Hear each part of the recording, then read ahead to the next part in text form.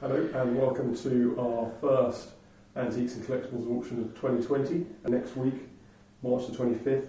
It's a slightly smaller auction, always about 200 lots, clocks, jewellery, coins, a few ceramics and some military as well, so we can run through a couple of those today. The next one is July, end of July, 22nd I believe. At the moment it's all fine, but obviously these uncertain times we're sort of playing as we go, to be honest, at the moment. So we'll crack on with the preview, and I'll start with lot 157, which is a Beatrice Potter first trade edition of 1902. It's a little bit on the rough side on the outside, but inside's fine. Page 51, it's the typical wept big tears rather than wept large tears. It's also got the interesting, it's Beatrice Potter illustrated on page 14. I believe in the later ones it featured a different lady altogether.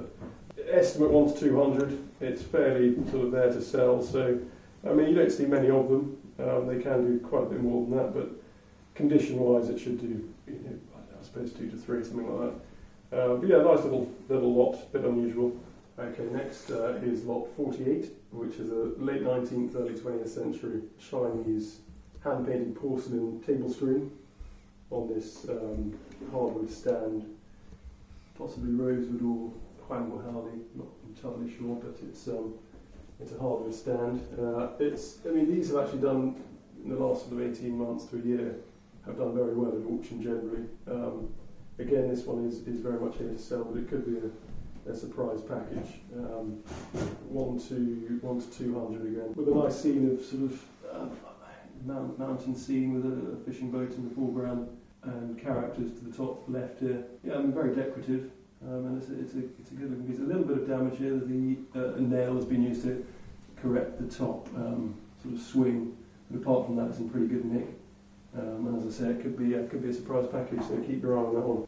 Okay, the next lot is lot 5, a lovely, charming watercolour by Frederick William Scarborough, showing a Yorkshire coastal fishing scene.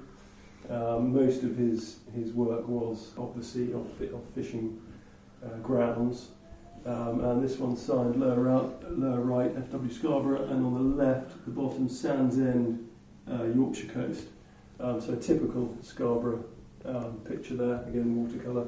They do, and they have done very well. They've probably come down the last 15 years, I suppose, but they're still making fairly decent money at auction. 1 to 200 is a pretty conservative estimate, and I expect that to do a little bit more than that, I have to say. But yeah, a classic Scarborough coastal scene, a charming picture, and I think a lovely gilt wood frame, period frame, also showing the title and the artist. Lot 5, that one, so again, keep your eye on that one, it'd be an interesting one to follow.